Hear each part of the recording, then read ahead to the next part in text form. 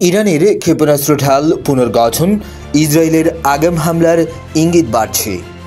মধ্যপ্রাচ্যে উত্তেজনা আবারও তীব্র হচ্ছে। ইসরায়েলের নিরাপত্তা বিশ্লেষকদের দাবি, ইরান নতুন করে তাদের ক্ষেপণাস্ত্র প্রতিরক্ষা ব্যবস্থা পুনর্গঠন শুরু করেছে।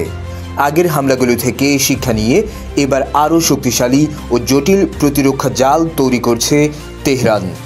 ইসরায়েলি সূত্র জানায়, এই নতুন প্রতিরক্ষা ব্যবস্থা পুরোপুরি সক্রিয় হয়ে উঠলে তা ইসরায়েলের জন্য মারাত্মক হুমকি হতে পারে।